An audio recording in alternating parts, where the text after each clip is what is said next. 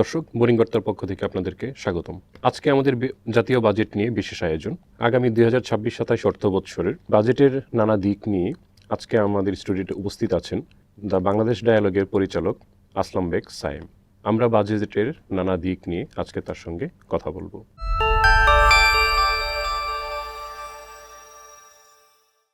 বণিক বার্তা স্টুডিওতে আপনাদেরকে স্বাগতম। আপনাকে অনেক ধন্যবাদ, বণিক বার্তা থেকে অনেক ধন্যবাদ আমাকে আজকে অনুষ্ঠানে আমন্ত্রণ জানানোর জন্য। বাজেট আজকে বেলা 3টায় উপস্থাপিত হতে যাচ্ছে সংসদে। এরই মধ্যে বাজেটের নানা ইনফরমেশন চলে এসেছে। আমরা যতটুকু জানতে পেরেছি, বেশ বড় একটা সম্প্রসারণমূলক বাজেটের দিকেই যাচ্ছে সরকার। টাকার অঙ্কে এটা 9,38,000 কোটি টাকা, যেটা বর্তমান অর্থ বছরের চেয়ে প্রায় 19% বেশি।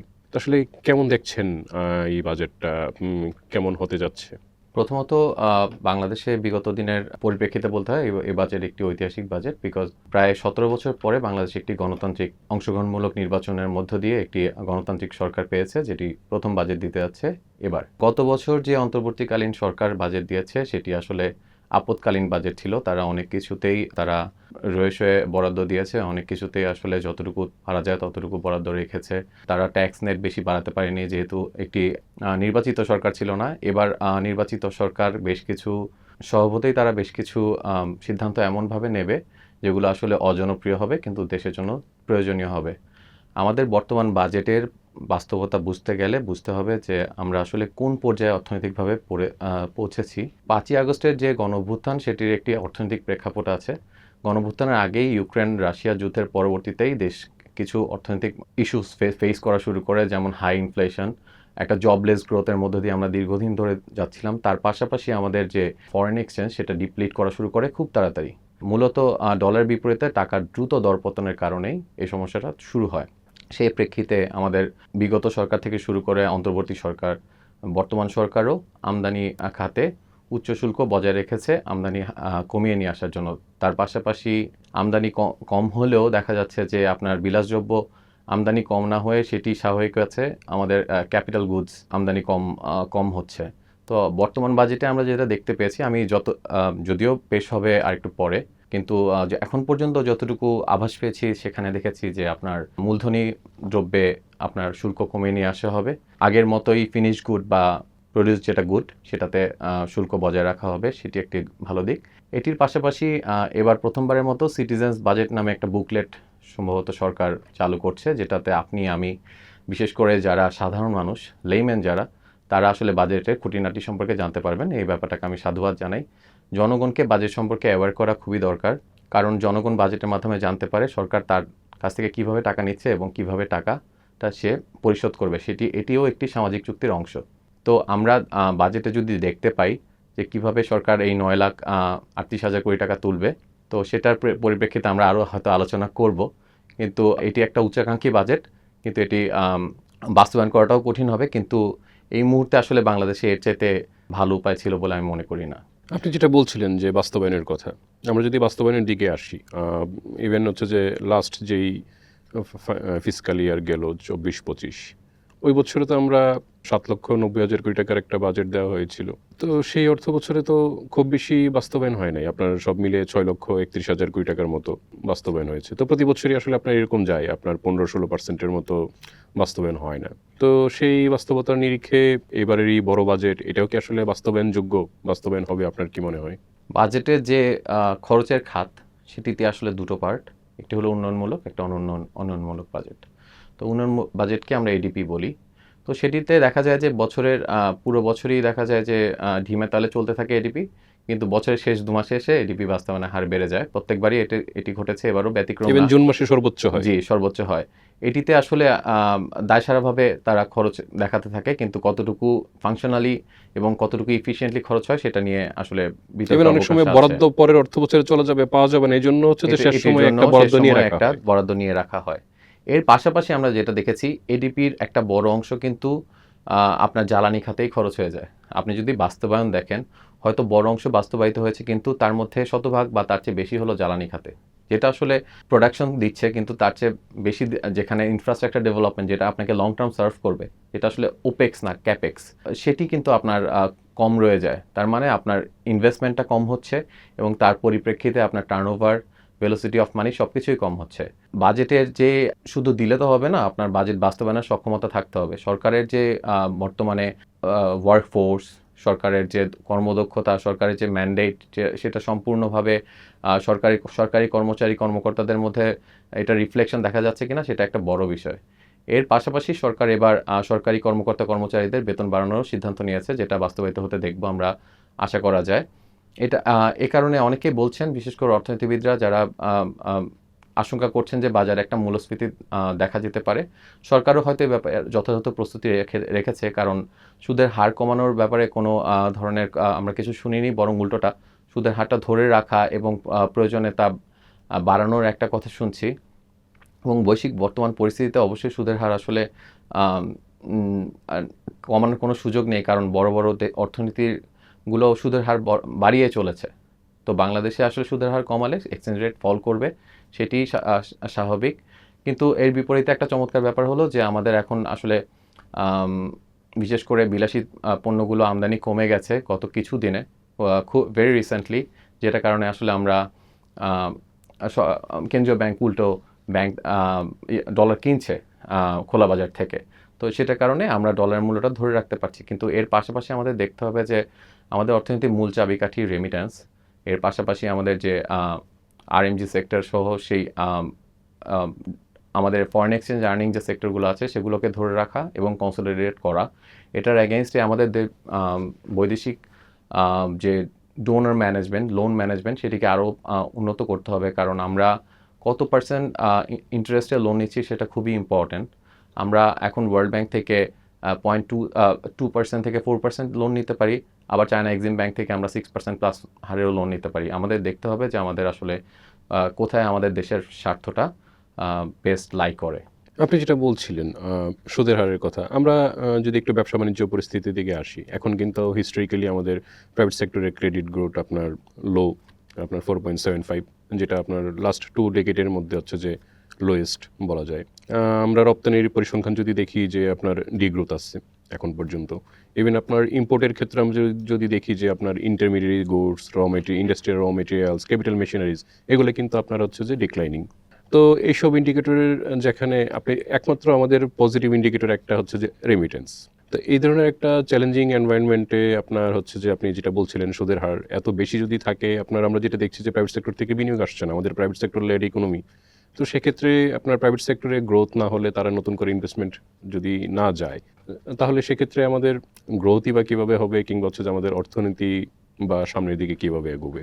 বর্তমান সরকার যখন ক্ষমতায় আসে তখন $110 বিলিয়ন মতো বৈদেশিক ঋণ ছিল।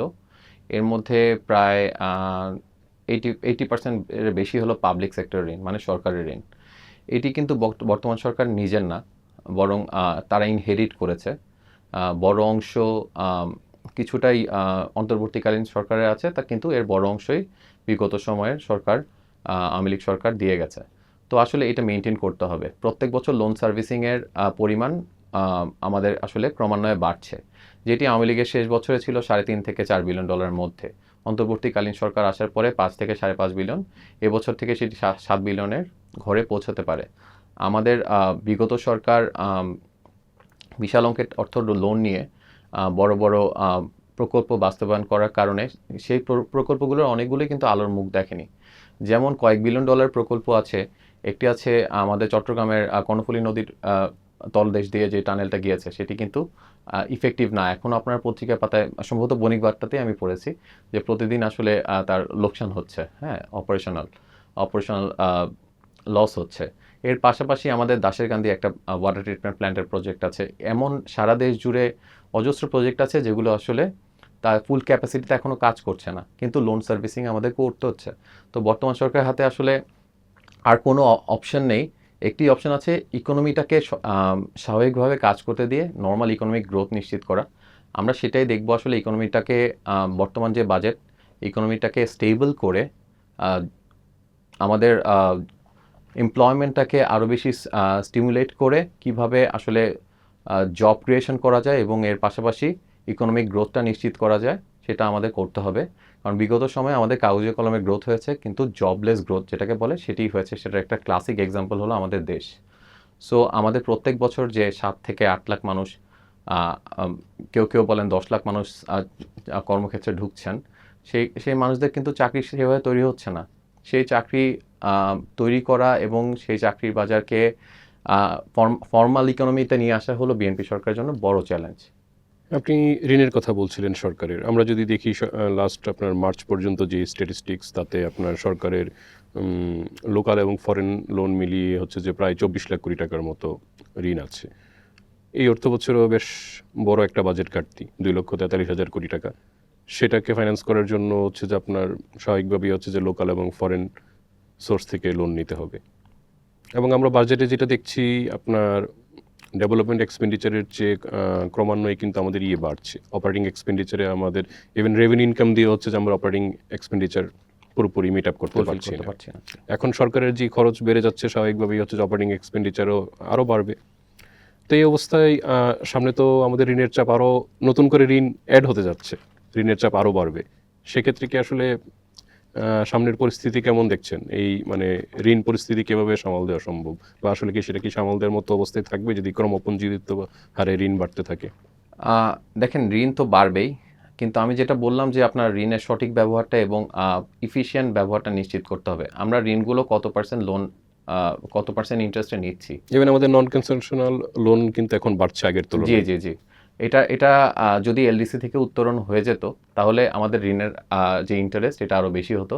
তো থ্যাঙ্কফুলি আমরা হয়তো এলডিসি থেকে ডিফার করার জন্য এই মুহূর্তে আসলে আমাদের এলডিসি থেকে উত্তরণের কোনো কারণই নেই, কারণ আমাদের অর্থনীতি একটা ধ্বংসের মুখ থেকে ফিরে এসেছে। আমি যদি এটা ওভার স্টেটমেন্ট না হয়ে যায়, এটা এটা এটা বলবো।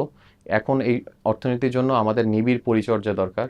আরও বহুদিন, অন্তত আরও দু বছর আমাদের অর্থনীতিকে আসলে আইসিইউতে আছে। আমি এই মেটাফোরটা ইউজ করতে চাই। এর পাশাপাশি আসলে সঞ্চয়পত্র থেকে সরকার এবার বেশি লোন নিতে পারেন, এই ব্যাপারে একটা পড়েছি। কিন্তু লোন নেওয়ার ক্ষেত্রে সরকার যে খরচ বাড়ার যে ব্যাপারটা, সেখানে সরকার চাইলে কিছু সেক্টরে খরচ কমাতে পারে, কিন্তু জব ক্রিয়েশনের ক্ষেত্রে সরকার হয়তো সেই ক্ষেত্রে সেই সেক্টরগুলোকে আবার রিওপেন করতে চাচ্ছে। যেমন বন্ধ কলকারখানা আবার চালু করার ব্যাপারে একটা প্রস্তাবনা এসেছে। সেটি যদি আবার চালু করা হয়, সেক্ষেত্রে আবারও লোকসানি প্রতিষ্ঠানের তালিকার নাম ওঠার একটা ঝুঁকি আছে, কিন্তু একই সাথে জব ক্রিয়েশন হবে, সেটা বলাই বাহুল্য। তো সরকারের হাতে আসলে যে প্রজেক্টগুলো আছে এবং সরকার কিভাবে কতটা এফিশিয়েন্টলি কাজগুলো করতে পারে, সেটার উপর ডিপেন্ড করছে আসলে সেগুলো সফলতা। আর আপনি শুরুতে যেটা বললেন যে 2.5 লাখ কোটি টাকার মতো বাজেট ঘাটতি হতে পারে, আসলে মূলত এটা আরও বেশি হবে, কারণ এনবিআর এর লক্ষ্যমাত্রা এবার আসলে রেকর্ড পরিমাণ। বাজেট যেমন রেকর্ড পরিমাণ, এনবিআর এর লক্ষ্যমাত্রা যদিও সম্ভবত কখনই সেই লক্ষ্যমাত্রায় লক্ষ্যমাত্রা পৌঁছাতে অর্জিত হয় না। পারেনি। 2011-12 সালে এনবিআর সম্ভবত সর্বোচ্চ তাদের বাজেট লক্ষ্যমাত্রার সর্বোচ্চ কাছাকাছি পৌঁছাতে পেরেছিল এবং আগের বছরের তুলনায় সর্বোচ্চ গ্রোথ হয়েছিল তাদের রেভিনিউ মোবিলাইজেশনে। কিন্তু এই বছরে প্রায় 40% বেশি রেভিনিউ মোবিলাইজেশন টার্গেট দেওয়া হয়েছে, যেটি আসলে আমি বলবো যে অসম্ভব বললেও কম বলা হবে। তো এটির কতটুকু কাছাকাছি যাওয়া যায় সেটাই চ্যালেঞ্জ, কিন্তু অর্থনীতির প্রবৃদ্ধিকে রুদ্ধ করে না। কারণ আমরা অতীতে দেখেছি যে এনবিআর যারা ট্যাক্স পেয়ার, তাদের উপরেই আসলে ডাবল ট্যাক্সেশন বা তাদের উপর ট্যাক্স বার্ডেনটা আবার নতুন করে চাপানোর প্রবণতা এনবিআর কর্মকর্তাদের মধ্যে আমরা দেখেছি। কিন্তু বর্তমান বাস্তবতায় আমাদের উচিত ট্যাক্স নেটকে যতটুকু বেশি স্প্রেড করা এবং ঢাকার বাইরে ট্যাক্স নেটকে নিয়ে যাওয়া। কিন্তু সরকার যতদিন পর্যন্ত এনবিআরের জনবল না বাড়াবে, এনবিআরের নীতিমালাগুলোকে যতদিন পর্যন্ত আধুনিকায়ন না করবে এবং আমাদের ঢাকার বাইরে এনবিআরের শাখা প্রশাখা বিস্তৃত না করবে, ততদিনই কিন্তু আসলে ট্যাক্স কালেকশন অপ্রতুল রয়ে যাবে। আমরা দেখেছি যে ঢাকার বাইরে চট্টগ্রাম, কক্সবাজার, কয়েকটা বাণিজ্য নগরী, পর্যটন নগরী ছাড়া এনবিআরের কার্যক্রম কিন্তু খুবই সীমিত বা চোখে পড়ার মতো না। কিন্তু এখন সারা দেশেই মোটামুটি অর্থনৈতিক কার্যক্রম যথেষ্ট গতিশীল আছে। তো এই বাস্তবতাকে মেনে নিয়ে আসলে সারা দেশ থেকে রেভিনিউ কালেকশন বাড়াতে হবে, এটি একটা বড় ব্যাপার। ইনফ্লেশন বাড়বে কি না সেটার ব্যাপারে অনেকের নানান রকম অভিমত আছে।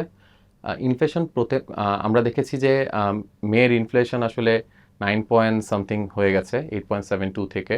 সো ইনফ্লেশন এই মাসে বেড়েছে। আগামীতে অর্থনীতির প্রবৃদ্ধি হলে ইনফ্লেশন বাড়াটাই স্বাভাবিক, কিন্তু ইনফ্লেশন বাড়ার পাশাপাশি আমাদের আসলে এমপ্লয়মেন্টটা নিশ্চিত করতে হবে, তাহলে আসলে আমরা একটা স্টেবল ইকোনমিক গ্রোথের দিকে যেতে পারবো ওভার টাইম। আপনি এমপ্লয়মেন্টের কথা বলছিলেন, এমপ্লয়মেন্ট দিয়ে শেষ করব। ভেরি রিসেন্ট ঈদের পরে আপনার কিছু স্ট্যাটিস্টিক সামনে আসলো। আপনার আমাদের বিশেষ করে তৈরি পোশাক খাতেরই ম্যাক্সিমাম আপনার বেশ কয়েকটি শিল্পাঞ্চলে বেশ বড় ধরনের একটা কর্মী ছাঁটাই হয়েছে। ইভেন আমরা ওই ওয়ার্ল্ড ব্যাংকের স্ট্যাটিস্টিক্সও যদি দেখি, তারাও বলছেন যে গত এক দশকে আমাদের এখানে শ্রমবাজারে যেই পরিমাণ কর্মক্ষম জনগোষ্ঠী অংশগ্রহণ করেছিল, তাদের প্রায় অর্ধেকই হচ্ছে যে কর্মক্ষম রয়ে গেছে। তো আসলে এই ধরনের পরিস্থিতিতে সামনের দিনগুলোতে এমপ্লয়মেন্ট জেনারেশন হবে, আমরা সেইটাতে কতটুকু আশাবাদী হতে পারি? দেখুন, একটা খাতের সম্ভাবনা দুয়ার বন্ধ হয়ে যাওয়া মানে হলো অন্য একটি খাতের সম্ভাবনা দুয়ার খুলে যাওয়া, আমি এটা মনে করি। কারণ 2022 সাল থেকে বা তারও আগে থেকে কিন্তু অটোমেশন যতদিন ধরে এসেছে, তখন থেকে কিন্তু আমাদের বিশেষ করে নিটে না, উভেনে বেশি হচ্ছে এটা। উভেন সেক্টরে আমাদের অটোমেশনের কারণে কিন্তু ছাঁটাই অনেক বেশি বেড়ে গেছে। আমি হামিম গ্রুপের এমডিকে বলতে শুনেছি, উনি নিজেই 10,000 কর্মী ছাঁটাই করবেন এরকম একটা কথা। হামিম গ্রুপ বাংলাদেশের টপ দুটো এক্সপোর্ট ডলার আর্নিং প্রতিষ্ঠানের একটি। হামিম গ্রুপে যদি এটা হয় বা ছোট বড় বাকি প্রতিষ্ঠানগুলোতে এটা ছাপ পড়বে, কিন্তু এটাও নিশ্চিত যে আমাদের যত বেশি আমাদের আসলে আরএনজি সেক্টরটা বড় হবে, কর্মীদের কাজের সুযোগও তত বেশি সৃষ্টি হবে। আরএনজি সেক্টরে যে আনএমপ্লয়মেন্ট ক্রিয়েট হয়েছে, এটি নাসা গ্রুপ, বেক্সিমকো সহ আরও কিছু প্রতিষ্ঠানের যে অস্থিরতা, সেটার সাথেও আসলে এটার কিছুটা ইনভলভমেন্ট রয়েছে। তবে যাই হোক, প্রায় 15 থেকে 20 লাখ মানুষ গত 2 বছরে চাকরিহীন হয়ে গেছেন। তারা বেকারের খাতায় নাম লিখেছেন, এবং এর একটা বড় অংশ যারা পুরুষ আছেন, তারা দেখবেন আপনার ইঞ্জিন চালিত ব্যাটারি চালিত রিক্সা যেটা, সেটি চালাচ্ছেন। ঢাকা শহরে আসলে এখন 15 লাখের মতো ব্যাটারি চালিত রিক্সা আছে। আমি নিজেও কয়েকজনের সাথে কথা বলেছি, তারা অনেকেই আসলে গার্মেন্টসে কাজ করতেন। তো আসলে বিকল্প উপায়ে তাদের জীবিকা আসলে নির্বাহ করতেই হচ্ছে। আমরা অর্থনৈতিক কার্যক্রম বাড়লে, মানুষের ভোগ এবং মানুষের চাহিদা বাড়লে আসলে বিকল্প অনেক উপায় তৈরি হবে। আপনার রেভিনিউ আর্নিংয়ের সুযোগ তৈরি হবে, এবং সরকার বিভিন্ন প্রজেক্টে ইনভেস্টমেন্ট করে জনগণেরও সুযোগ সুবিধা তৈরি করতে পারে। এমনকি ধরেন আমরা যদি পদ্মা সেতুর সঠিক ব্যবহার নিশ্চিত করতে পারি, আমরা সামনে যে বড় বড় ইনফ্রাস্ট্রাকচার ডেভেলপমেন্টের ব্যাপারে কথা বলছি, মাতারবাড়ির ইনভেস্টমেন্টটা আছে, আমাদের ইকোনমিক জোনগুলো আছে, সেগুলোতেও কার্যক্রম যদি ঠিকভাবে শুরু হয়, তাহলেও কিন্তু এখানে বিশাল পরিমাণে একটা এমপ্লয়মেন্ট জেনারেশনের সুযোগ আছে। এবং আমাদের অর্থনীতি যত পরিমাণে বড় হবে, প্রত্যেক বছরই কিন্তু এমপ্লয়মেন্ট তৈরি হবে। অর্থনীতি যদি 6% করে বড় হয়, এমপ্লয়মেন্ট আপনার অন্তত অর্থনীতির সূত্র অনুযায়ী 2 থেকে 3% করে বাড়া উচিত। আমাদের দেশে বর্তমানে যে পরিমাণ মানুষ এমপ্লয়েড আছেন, তার 2 থেকে 3% বাড়ানো কোনো আসলে বড় ব্যাপারই না। এর পাশাপাশি যদি আমরা সুপার নর্মাল একটা যারা প্রফিট করেন তাদের ক্ষেত্রে তারা বিজনেস এক্সপ্যানশন করেন, তাদের ইকুয়েশনটা ধরি, তাহলে আসলে আমাদের এমপ্লয়মেন্ট বিএনপি সরকারের যেই ইলেকশন ম্যানিফেস্টো আছে, সেটা না হলেও তার কাছাকাছি যাওয়া বা তার 50% অ্যাচিভ করলে একটা বিশাল ব্যাপার হবে। বোরিং পার্ট থেকে সময় দেওয়ার জন্য আপনাকে ধন্যবাদ। আপনাকেও ধন্যবাদ।